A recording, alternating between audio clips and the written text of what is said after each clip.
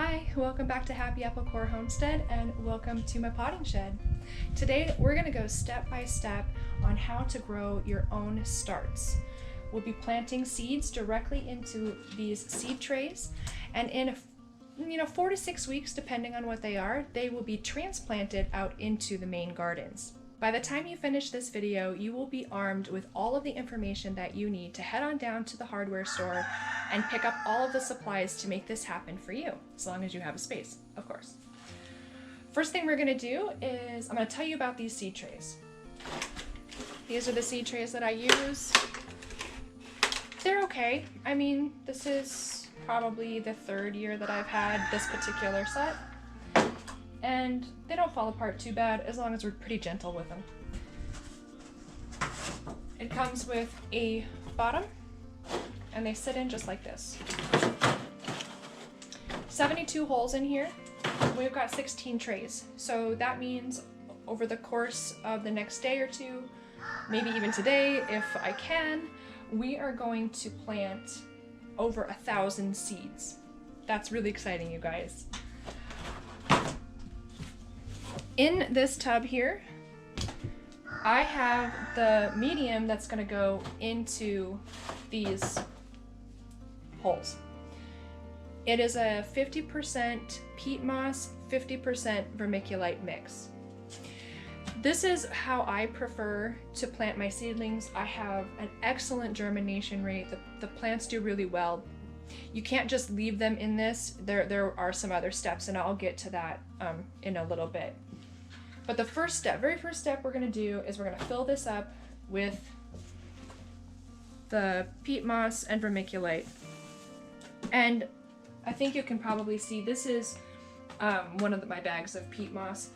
But I keep this bin here full, and it keeps the moisture out and the pests, spiders and whatnot. I have this one sealed up pretty good, and it's underneath a cover, so it's never going to get wet. But I keep as much as I can in this bin. So let's get started.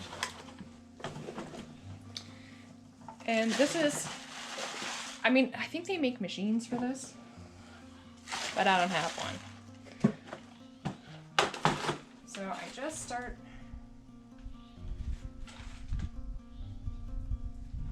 go ahead and smooth this in.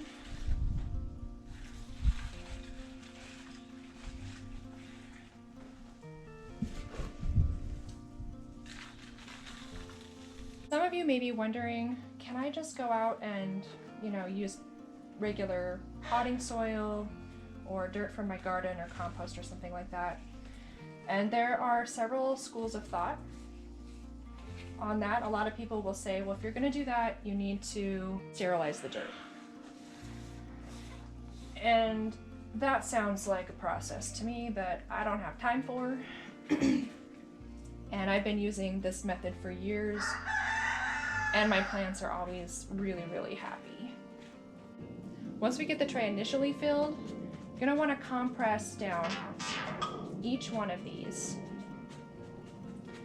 You don't want it to be packed in super tight, but we do want them full.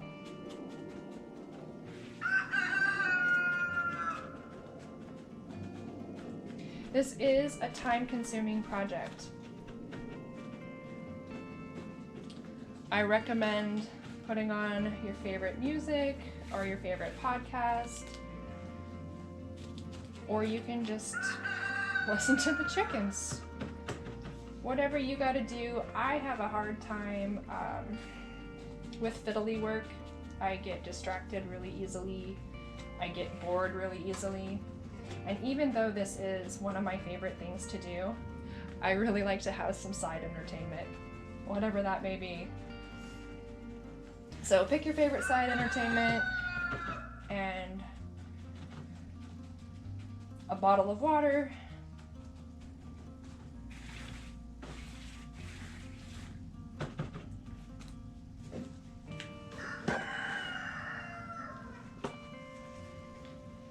Once we get those packed down, we'll go ahead and cover them up all the way to the very tippy top.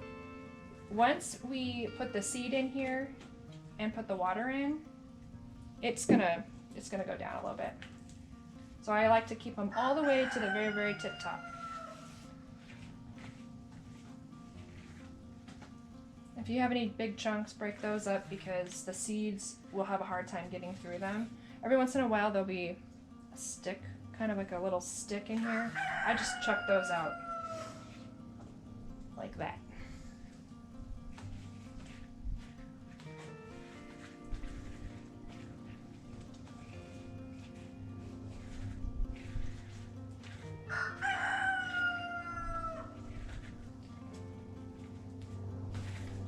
Now that this is completely full, I'm just gonna lean it over the edge and scrape off the extra. I like mine to look really nice. And I want to utilize all of the dirt in the most efficient way.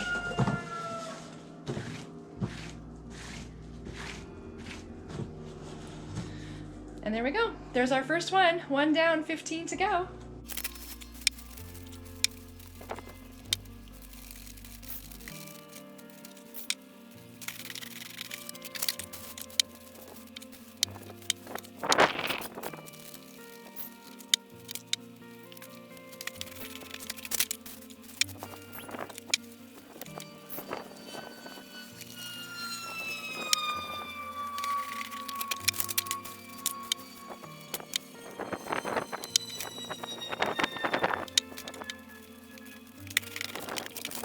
Five down, 11 to go. I'm gonna go ahead and turn this camera off so I can get my side entertainment on and finish these up, and then I'll be right back and I'll show you the next step. Almost done. I actually ran out of my peat moss vermiculite mix, so we used this whole entire tub, and that's it, folks. It's empty. We have 3 more trays and about half of this one left to go. I will have to go back into town and pick up some vermiculite to mix with my bag of peat moss down here before these trays will be done. But that doesn't mean that our work is done here. We've got the rest of our trays here, this big stack, and I'm gonna put them up in my grow room. Then I'll show you my setup. Okay, be right back. Now that we have all of our trays filled up, I want to go over a few other supplies that I think are really important for successfully growing your seeds indoors. The first thing is going to be a very sturdy, this is pretty sturdy, it can hold a lot of weight, it has adjustable shelves.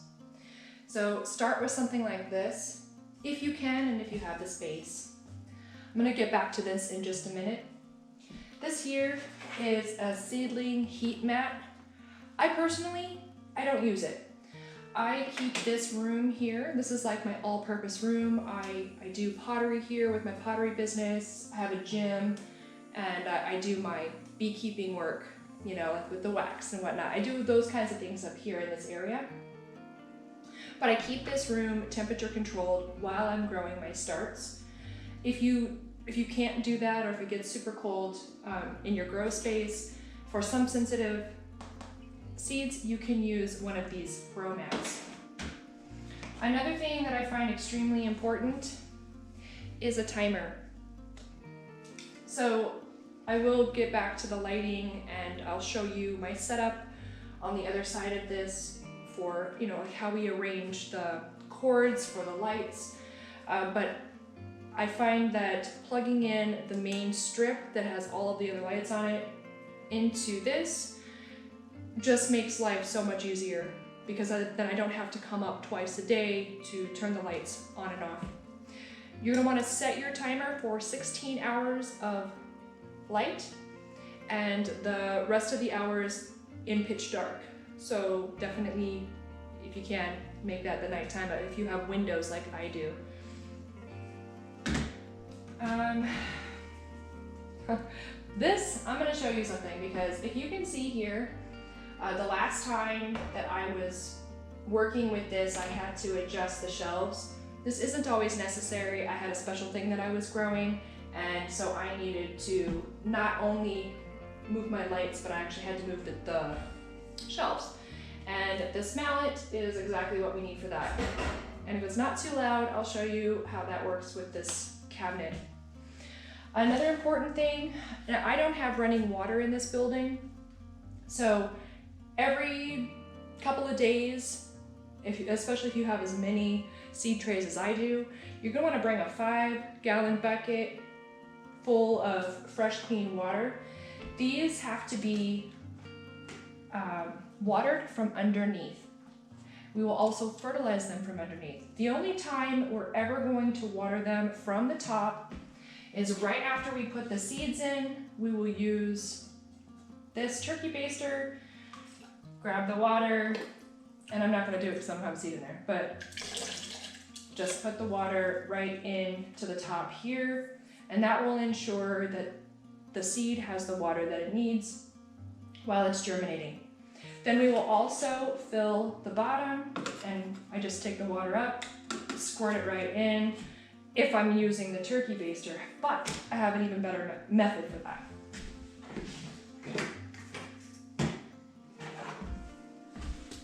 Here I have a gas siphon. I've never used it for gas, I only use it for water. It's super convenient. You stick one end in the water bucket, the other end just goes right in there, and you just pump it up and down, and the water goes right in there. No mess, no fuss, really easy. Whoops, I'm making a mess now. These here are my seeds. This is how I keep my seeds organized. I will show you what they look like. Here are all of my seeds. I've got them all nicely labeled. I know exactly what I'm looking for. I personally keep mine in alphabetical order, but you can do yours according to their plant date. For example, we are going to be planting all of our cold weather crops. So broccoli, cauliflower, onions, like those types of things. And they will sit in here in the shelves, and they will go ahead and germinate, and they will grow. And then in a few months, as the temperatures warm up, we'll be doing things like pumpkin and cucumber. We'll go ahead and get those started in here at a later date.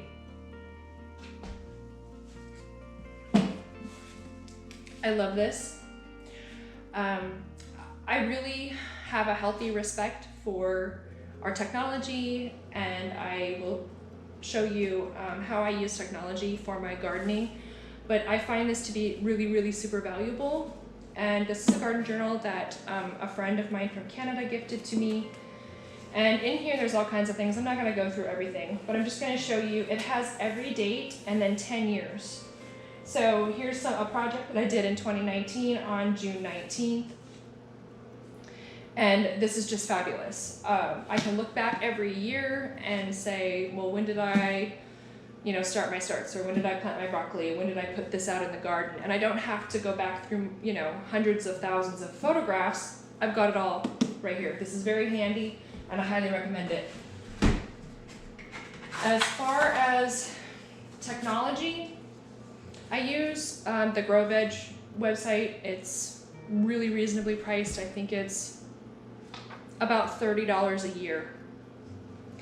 And what's great about it is you can make a garden planner. So this is my garden. And it will tell you crop rotation, so it'll let you know where you planted something in the last few years with different symbols. And it's really user-friendly. Was a little slightly disappointed that they didn't have cumin in the list, but that's the only herb, the only plant I've ever, wait, I take that back.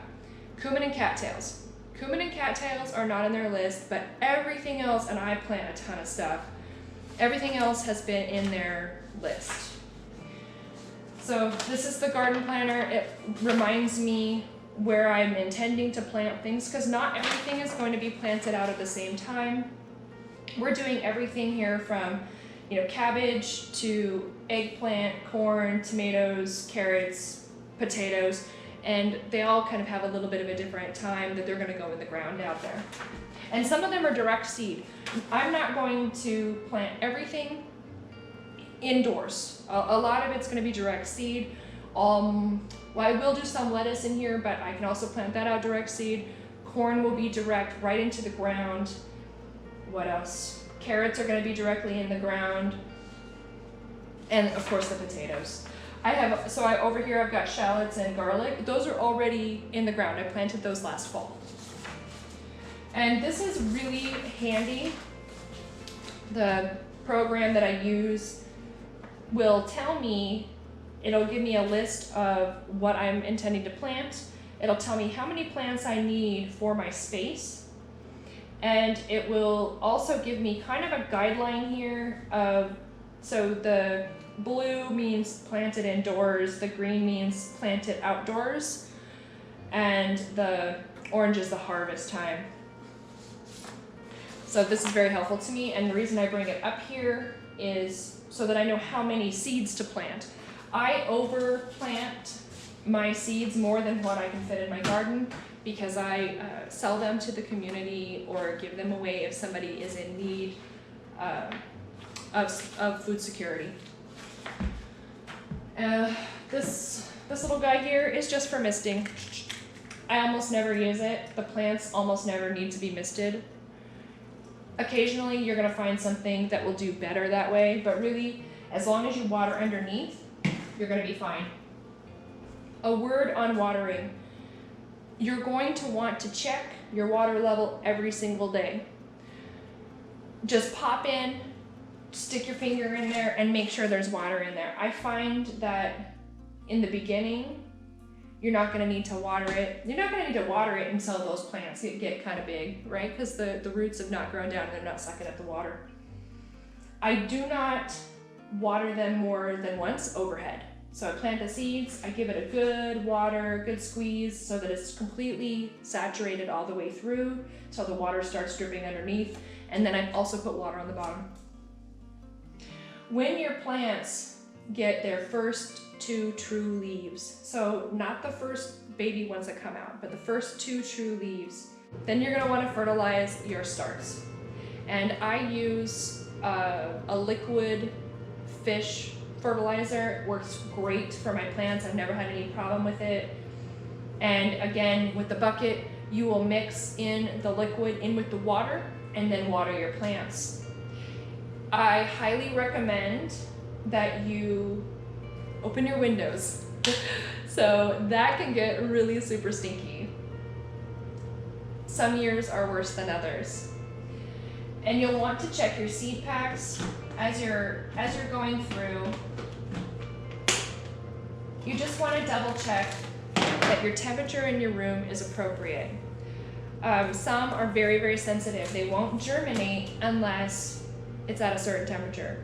I typically keep this space at about 70 degrees during germination, and then I ramp that down to about 68 degrees.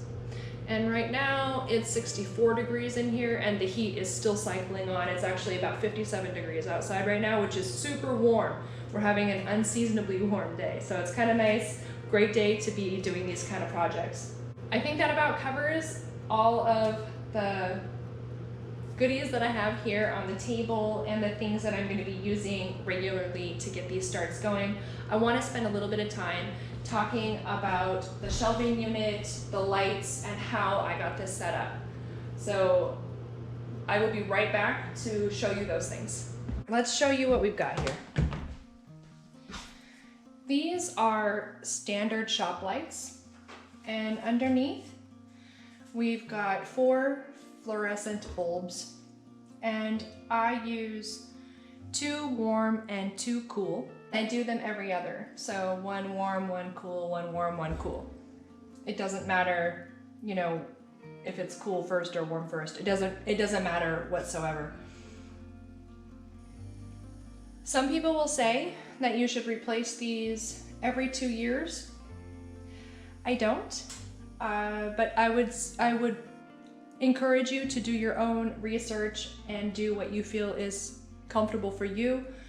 So far, these are doing just fine, and I'm all about not spending money that I don't have to spend. They're not flickering, they look great. And I hope this doesn't blind you, but you can see I've got the cool, warm,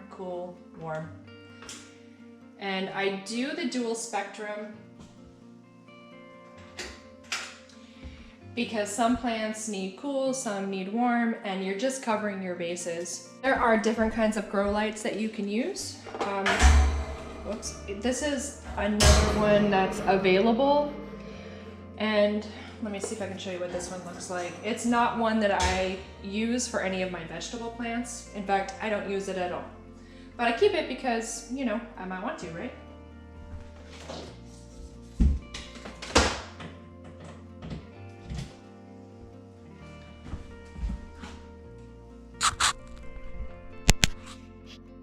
Okay, and there you go. You can see the lights here on this one. You're gonna find some people that use LEDs. And unfortunately, I can't speak to that because I've never used them.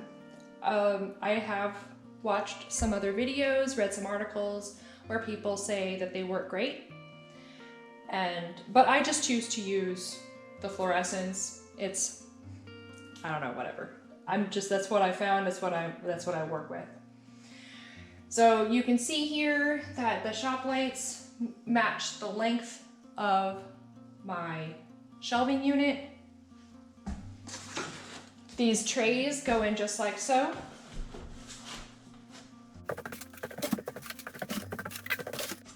And 4 of them fit on each shelf perfectly.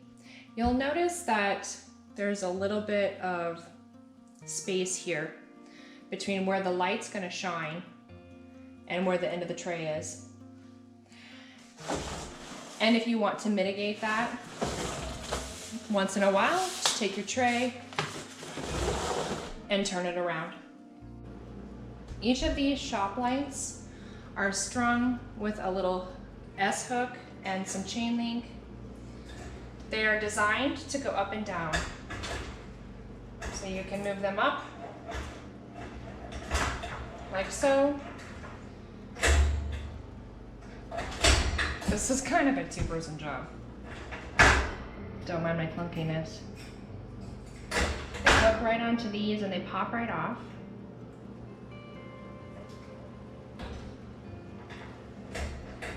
And then you can lower that and hook it on a different rung.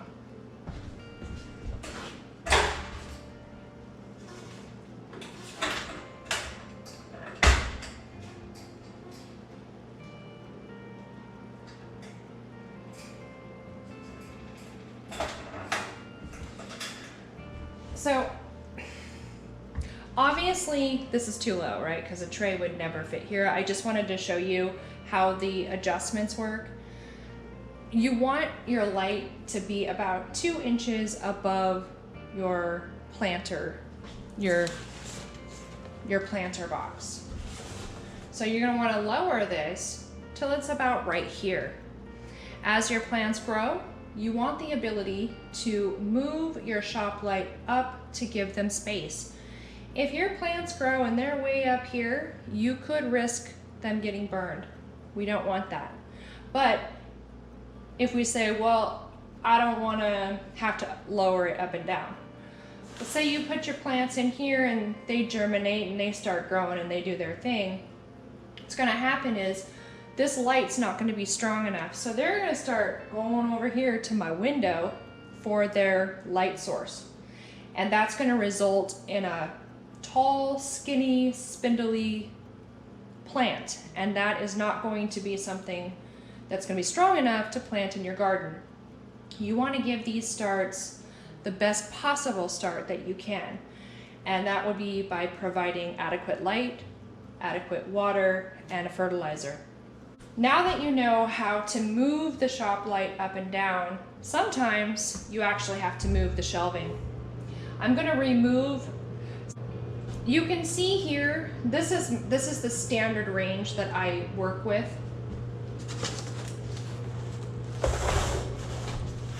I'll pop this down just about another inch or 2, and it'll be really nice and close. This one is extended. I moved this shelf down last year because I was growing something that was tall and I needed this light up high and my tray down low. And that's what's great about this shelving unit is it's really easy to adjust. And I will show you how to do that now. First thing we want to do is, I really recommend, if you value your lights, please remove them before you start banging on it with your mallet.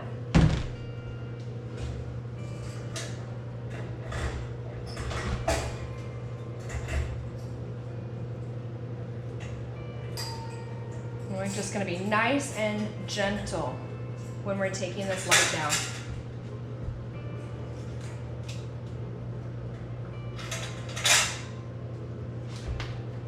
Before we go to the next step, I'm going to show you how I keep all of these cords nice, because I can't move to the next step until I release it from its zip ties.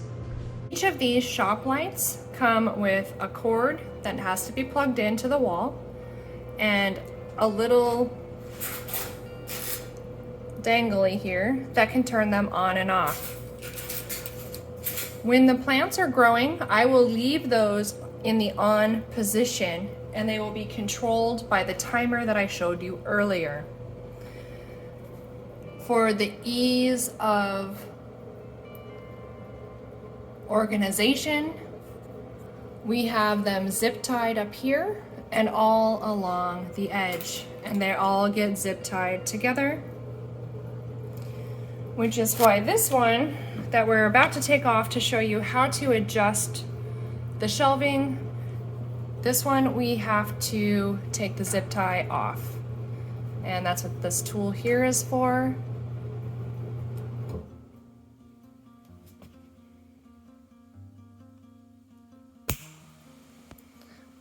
And that's the main one that's holding it from going all the way down.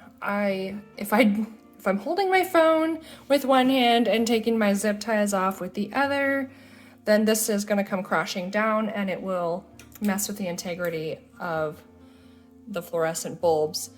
So I am going to go ahead and put the camera down and take those two off so that we can go back to adjusting the frame of the shelving unit. Now that we're free, we're going to take this mallet and go ahead and we're going to bang up to get these fittings unstuck, right? If it's too loud, I will edit it out for you.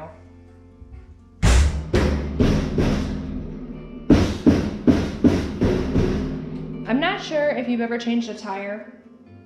When you change a tire, you want to take your lug nuts off, not in a round circle, but in opposite directions. And in some ways, that is true for this. So we're just going to give it a little bit of loosening, and we're going to move around until it's completely loose.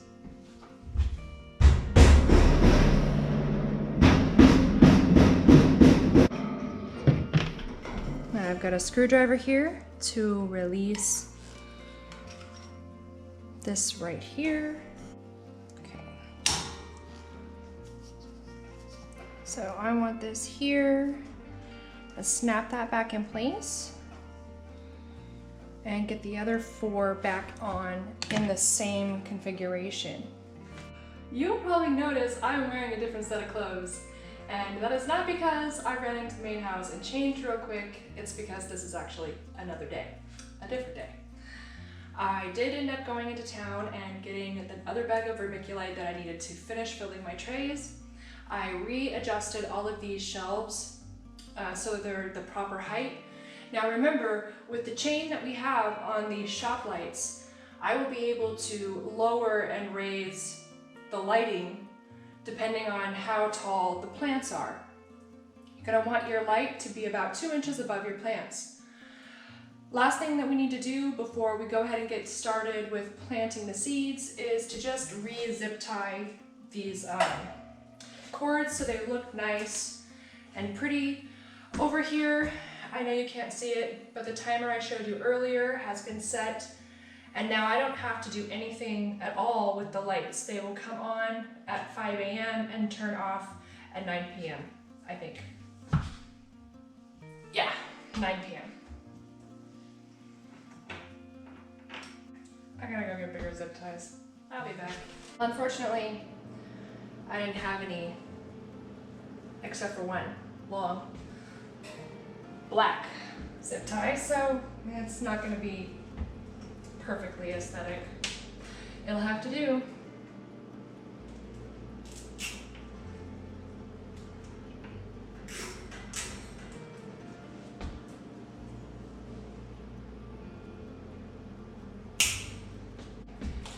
The shop lights are set up, they all work, and the cords have been zip tied out of the way so that they're secure and safe. The timer's been set. It is time finally to plant some seeds. Now to the fun part.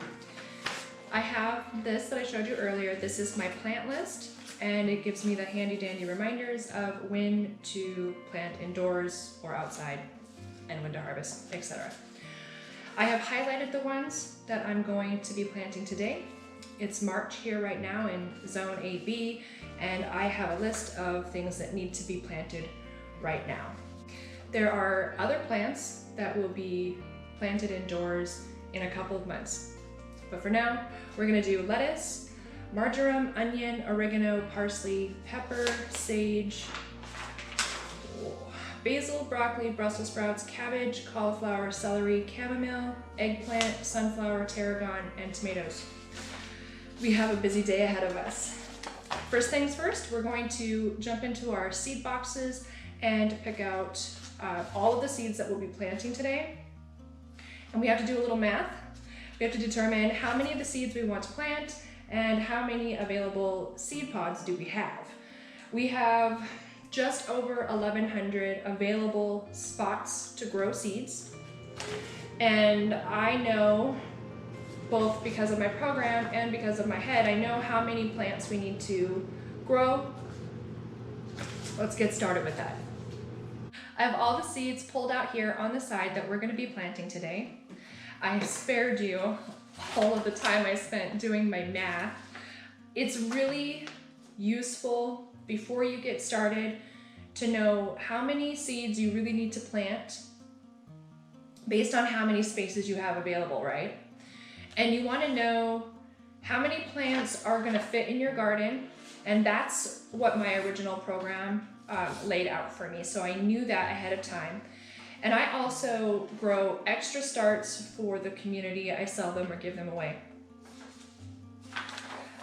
With this, I know exactly how many of each seed packet is going to go into these trays. Before we get started with that, I want to talk about labeling a little bit and how important that is. There was a time when I would, get a Post-it note, right? And write down, what the seeds were and then cover it with tape.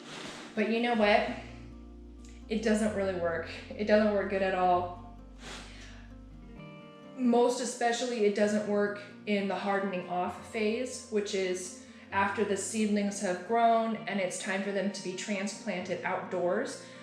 These seed trays will go outside in the sun for, a period of time, a couple of hours the first day, a couple more hours the second day. So hardening off is just that process of getting the plants used to the temperature difference and the light difference outside, so that they don't get shocked when they go into the dirt. And during that process, sometimes it rains, or sometimes I'm messy with the watering and I'm not doing that, the special under watering. Sometimes I'm watering overhead or whatever, and then the tape and the Post-it note, they get really wet, and then you can't see what's written on it. And some of you might be brilliant at plant identification, and you can just instantly, you see that plant and I know that's a broccoli, or I know that's cauliflower. I grow so many different things, and some are obviously like tomatoes, super obvious, right? But some of them look a lot alike, and actually cauliflower and broccoli and cabbage look really similar. I find it's really important to know where in my flat certain different varieties or different plants are, and this is a good way for me to know that.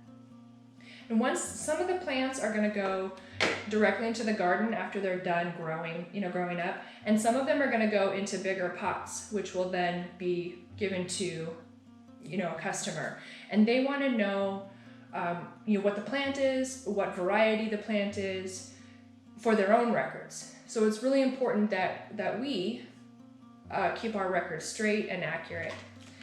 And what I'll do is I'll just take my Sharpie, because it won't come off in the rain, and I'll write down how many rows of whatever variety and the relation. If it's like this top half is broccoli and the bottom half is cauliflower, I'll notate that on here. So when I'm transplanting them, I'll be able to put individual labels on each one, and they will be 100% accurate. We have talked about all of the tools that you need and all of the processes for the lighting, and now it's time to actually get these seeds in the trays. Without any more delay, let's get started.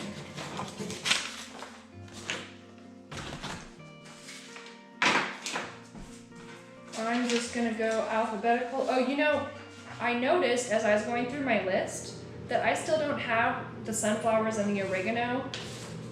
When I was building my garden planner for this year, I entered in all of the plants that I want to grow in all of the different areas in my garden. And I started looking through my seeds and realized I didn't have a couple of packets that I thought I already had. And those are on their way now. So they're ordered and they're coming. I'll just have to make sure that I save enough spaces for those seeds when they come in, since obviously we're not going to be doing them today. And conveniently for me, the sunflower and the oregano, their quantities equal 1 tray. So we'll be doing 15 trays today, and we'll get those under the light. There are some plants, and we'll cover them, that need light to germinate, and some that don't care, and some that don't need light, and we'll address that as we go along. And another thing too, don't forget,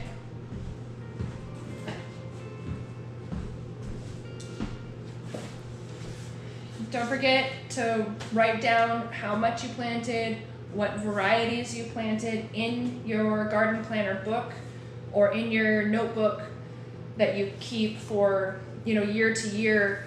It's so beneficial to have this, because from year to year you want to know, here I've got 2019 and 2020 on here. I've got a different book for years past. I just got this book a couple years ago. It was gifted to me. I think I told you that already. I can notate here in a week or so as these start popping up. I can say, okay, well, my germination rate was really good, or only a few popped up, and that'll tell me, is my temperature off? Is my light off? Is this a variety that I don't want to grow again? Or is it a seed that's old? Maybe too old, wasn't stored properly. Those are all important things, and so much goes on during the growing season, you guys. You're gonna forget this. It seems really clear in your head right now as you're doing it, and really obvious as you go along, but from year to year you won't remember if what variety of corn did well. Not that we're planting corn. I don't do any of my corn indoors, but that popped into my head because last year I grew a variety of corn that did really, really poorly here. And so this year I'll be going back to a variety that I know does really well in my microclimate. Might as well start at the beginning, right? So we're gonna go for some basil. We'll be planting this entire flat with basil. And I have oh, my phone's going off in the background. I have a few different packets here, and I think we're gonna go, I want to plant heirloom this year so that I can let a couple plants go to seed and then save some of the seed for myself. We're gonna plant this basil first. And what's nice about having the seed packet on hand, it will tell you how deep to plant them, whether or not this particular variety or this particular plant likes to be grown indoors first or prefers to be direct seeded outside. Some of that is going to depend on the zone that you're in, how long your summers are, and things like that. Okay, planting and growing for basil. Start seeds indoors 4 to 6 weeks before the last frost, or sow directly once the soil temperatures have reached at least 70 degrees. It's going to be a couple months before our soil reaches 70 degrees. And if you think about, you want to think about what's the maturity. So this is 65 to 75 days. And I can know from my notes what the temperatures have been, the soil temperatures, right? Because your soil temperature is going to be different than your air temperature. I highly recommend that you keep a thermometer to check your soil temperatures. Now, since this one can be seeded indoors or outdoors, my thought process on this is, if I want to direct seed, do I have 75 days left in the growing season before it starts to get cold? We want the plants to reach maturity, and that's why we start so many of them indoors, especially here in Zone 8B. It's still pretty cold right now. We just recently reached 50 degrees during the daytime, and we're not freezing anymore. It's getting really close. Still in the 30s at night, not every night, but some nights. Still pretty cold, and our last frost date is, I want to say, mid-April. That's our typical last frost date. And so this is a great time to start seeds indoors because we do have about 4 to 6 weeks left. It's the beginning of March here right now. All right, so we know why we're planting these. We have the information on the back. This is going to be true for all of these. I'm probably not going to go through every single one because that'll make this video hours long, and I'm sure you would like me to get to the point so you can get out there and start growing your plants, right? I will try to do that for you. It also will tell you how deep to plant your seeds. This has a plant depth of 1/4 of an inch, and that's not very deep, you guys. Here is my ruler, and here is 1/4 of an inch. So just this much, that deep. And no, I don't stick the ruler in and make it perfectly exact, but what happens is if you don't, they're all gonna have a different planting depth, pretty much, right? For lots of different reasons, but for germination is the most important part, right? If I plant this seed all the way down here 2 inches deep, yeah, nothing's gonna happen there. And if I just leave it sitting on top, that could be a problem as well. Now that we know how many we're gonna plant, we know what variety we're gonna use, and we know how deep they go, it's time to get the seeds into the tray. Some people there's like this cool little tool that you put the seeds in, and then you tip it, and a seed is supposed to come out. It's supposed to be super fast. I haven't found that to be very effective for me. And you can, if you want to, plant 2 seeds in the, I don't know, I'm not sure if you can see.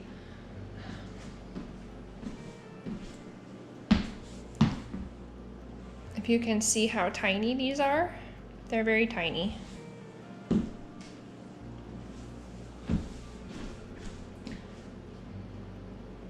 I'm gonna plant 1 seed in each one. If you do 2, you're gonna wanna pay attention to their growth, which I think you would be doing anyway, right? To make sure that you pull out the weaker one. So you'll end up having only 1 plant growing in each.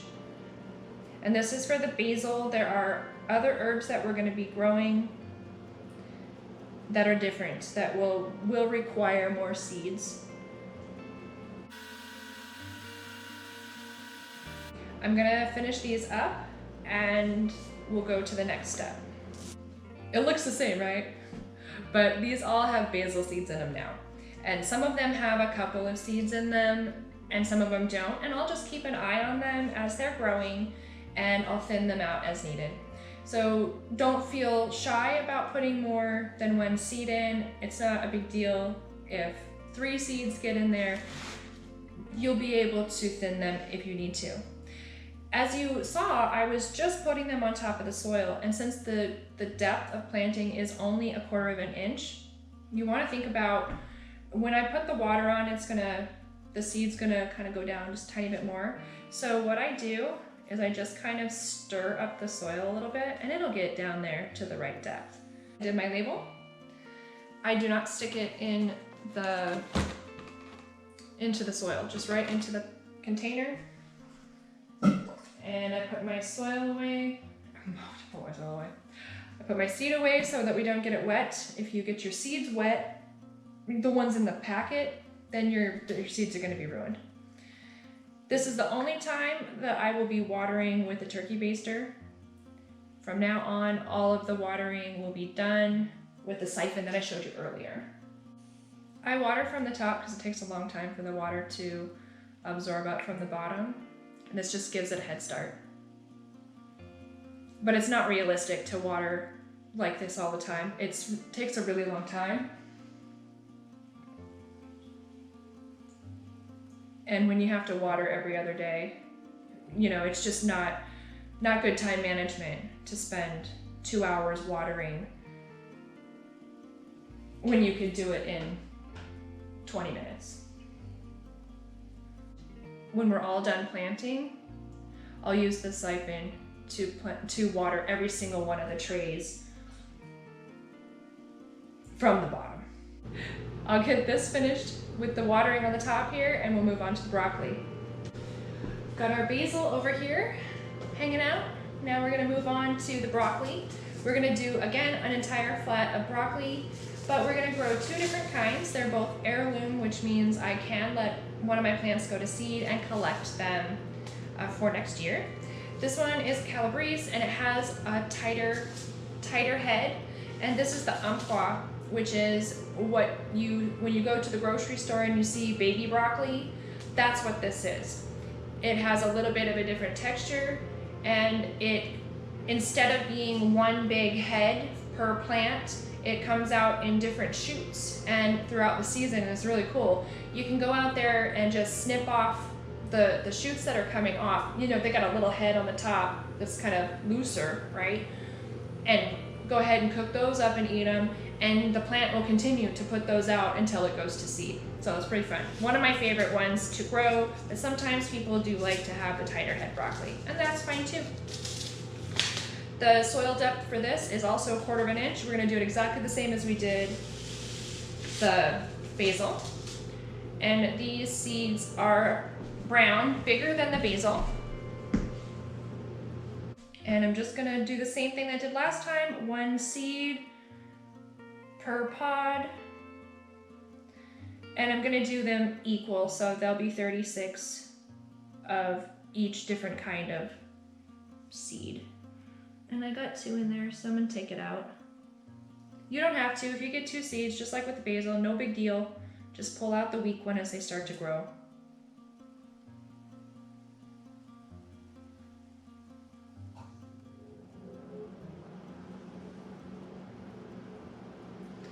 I'm gonna finish these up.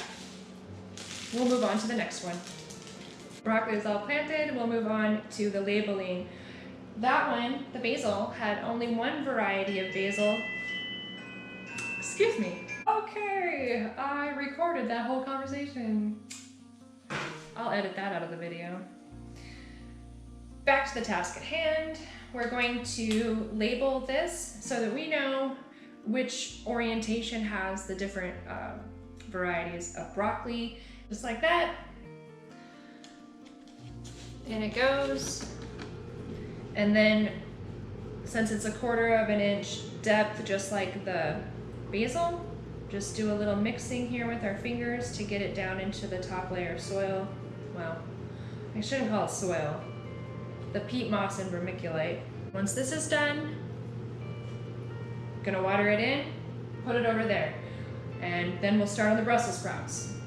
Moving on to the Brussels sprouts, this time just in case I get distracted by a phone call or I don't know what, my dogs or something, I decided to make my label first so then I remember which seeds are in the top and which ones are in the bottom. And I'm planting two different kinds. One's a hybrid and then this is the other one. This is the first year I planted these and these do very well here. So I'm gonna plant them again. Okay, first ones are gonna be these. They are planted at 1/4 of an inch depth, just like the other two we've done so far. And just gonna throw one seed or two. Some of them are gonna get two. Cause you know, we can't be here all day, right? At the same time, I really do take seriously the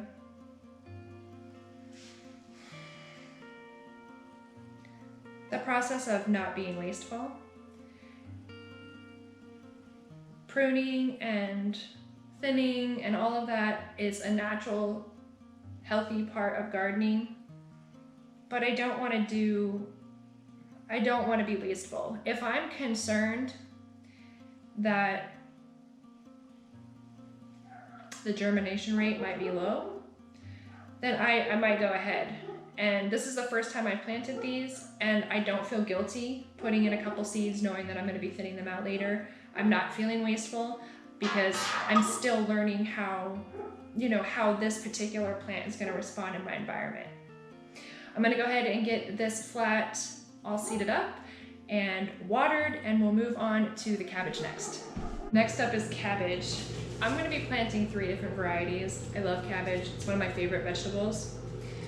This one here is a nice tight head, the kind that you find in the grocery store, the most common. It's green.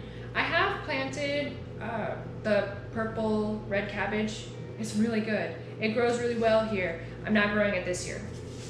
And the second one is the Caraflex, and these are really cool.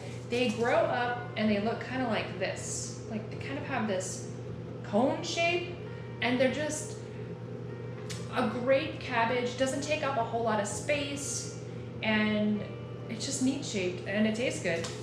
I like to grow these every year. And then the Famosa is a Savoy cabbage, and it's the kind that you would use if you were making cabbage rolls. It has all the crinkles on the leaves, and it's very sturdy, and it has a nice tight head as well.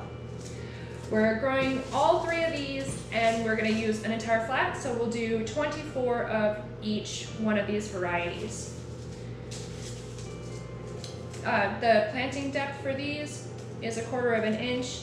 There's not anything special that I haven't already told you about the other 3 that we've planted so far. I'll show you what they look like. Well, this one doesn't look different. Hold on. One of these might look different. So this cabbage is brown, like the other seeds I showed you, but these are kind of neat looking. They're silver.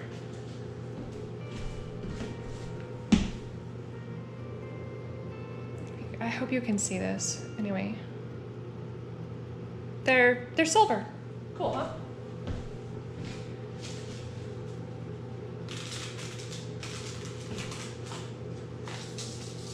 I'll spare you having to watch me put the seeds in and doing the watering and all of that, because at this point, right, it's just getting probably boring for you.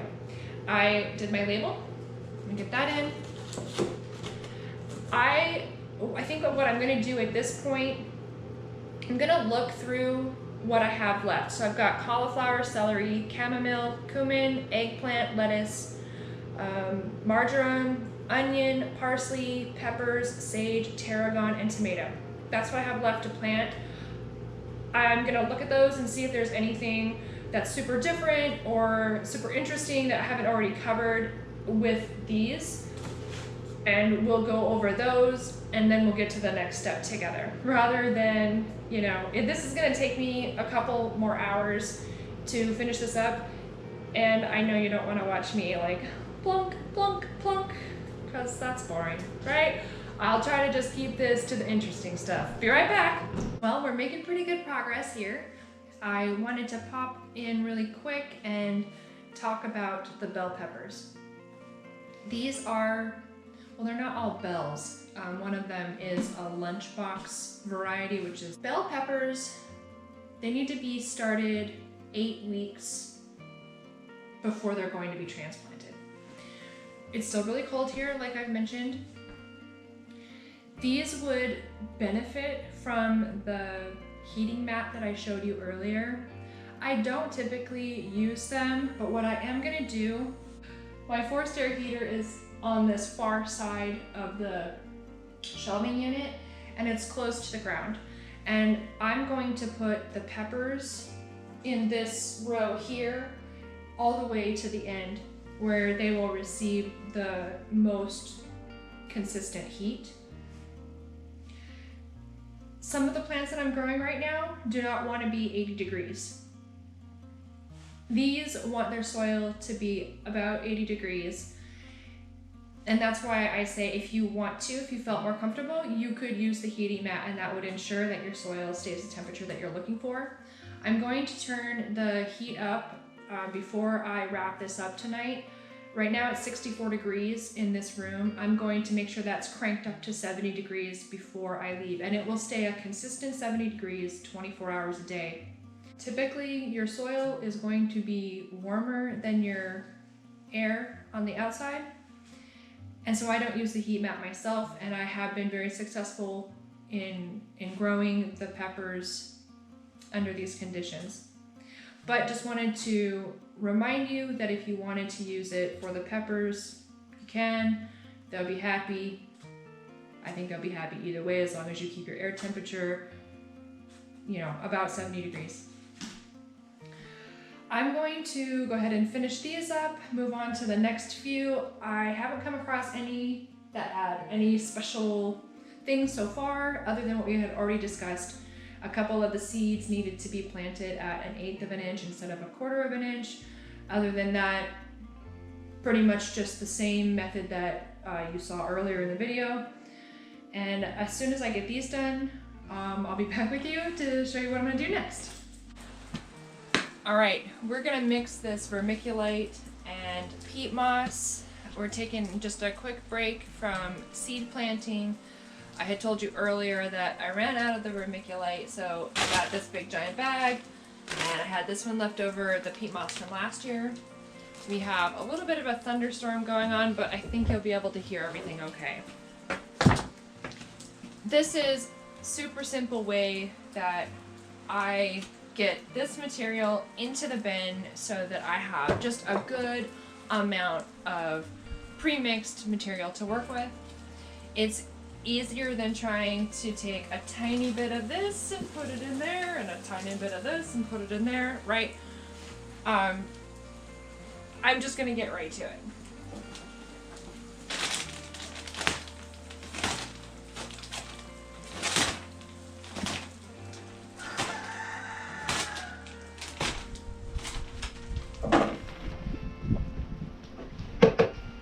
I have this container.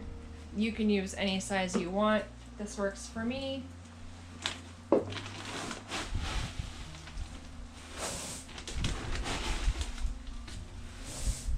Also, try not to breathe in the vermiculite dust.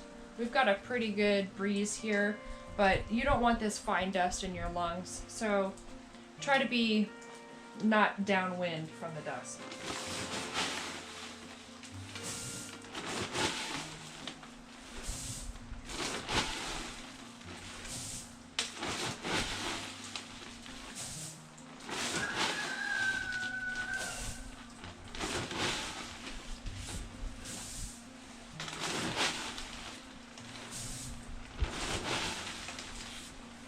Alright, I got 10 or 11 of those in there. We'll let this dust clear out, and then we're going to put the same amount of the peat moss just right on top of the vermiculite. Now this is a compressed bag, so if you buy it, have your shovel ready. You're going to have to break this up so that it's workable. I mean, when I say compressed, I mean it is really compressed. Not hard as a rock, but it is definitely hard. And however many of these containers of the vermiculite you used, I do 10 at a time. You can do more or less, doesn't really matter. Just as long as it ends up being a 50-50% mixture. And there are going to be these big chunks. We'll get them later. For now, we just want to get it in.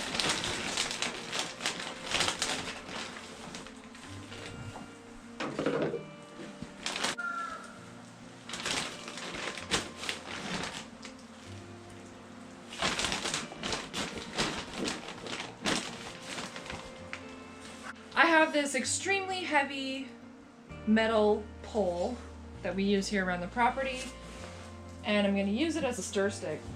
I have used the back end of a broom. This heavy thing works way better, especially if you're trying to mix in such a large quantity as this. I don't know how much this weighs, but I'm guessing like 10, 15 pounds? I don't know, something. It's heavy. So give it a good stir. Break up those big clumps. Like, that's what's nice about this. Because see this end right here? You just slam it in there and those big chunks are broken up right away. Try to get to the bottom. If you're finding that you can't get down to the bottom, maybe just do 5 vermiculite, 5 peat moss at a time instead of doing 10 and 10. Now, I've got this thing on wheels, so I'm trying to brace it a little bit so I can get down in here. And you do want it mixed really, really well.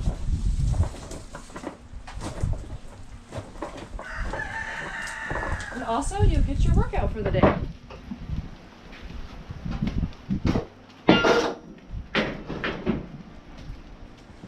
You can get your hands in there. Make sure that, see these little clumps here? You really do want them broken up because they're not going to go into those pods, you know, that big. And it's nice to just have this totally ready so you don't have to fuss with it later. So I'm just making sure that I got down to the bottom. These clumps. Try not to breathe in the vermiculite, like I said.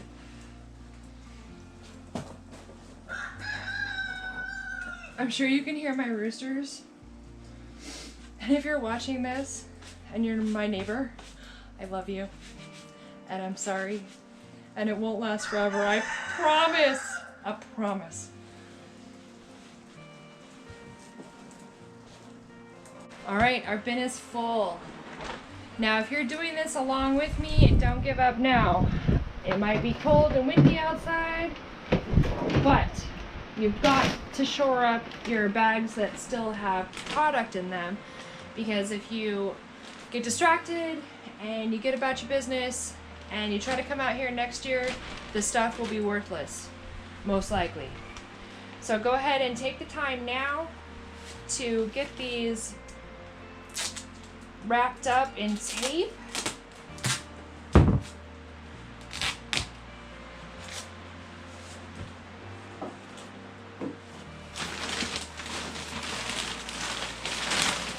Then they'll stay nice and dry, and they'll be ready for the next time that your bin is empty.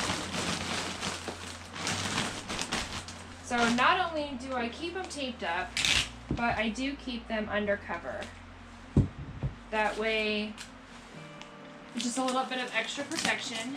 And this way, like, pests can't get into it to make it their home.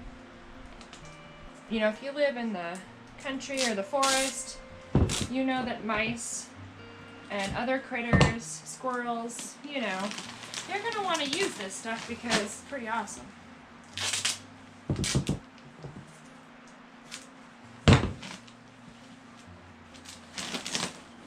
Okay, that's it.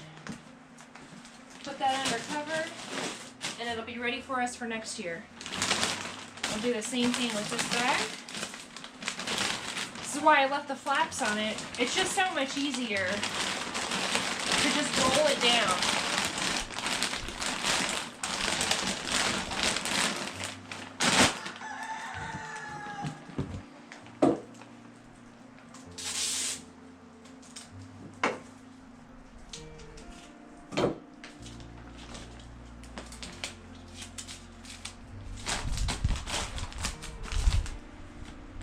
Doesn't have to look fancy, you guys. Let's just get it covered up real quick. We'll be glad we did.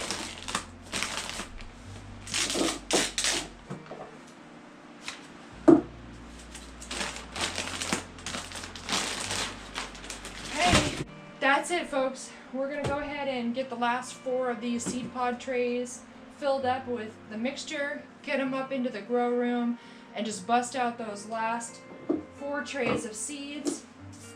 And we're almost done. We're in the home stretch, everybody.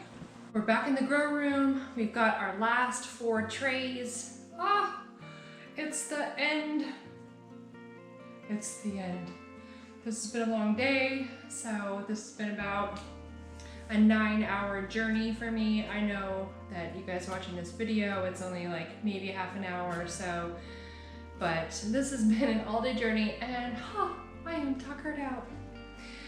We're gonna do cumin next. We've got the marjoram, parsley, sage, and tarragon.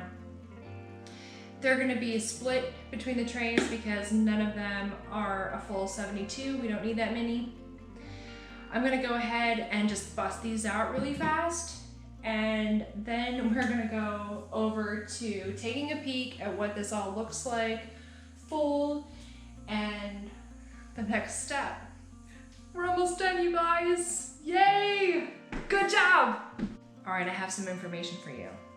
This marjoram, this one is unique in the sense that, so if you read the back of your seed pack, it will tell you, it says, sow seeds in flats 8 to 10 weeks before the last frost. I'm a little late, but you know what? I think it's gonna be fine. This is a perennial plant, and even if it doesn't go crazy this year, it's gonna do brilliant next year.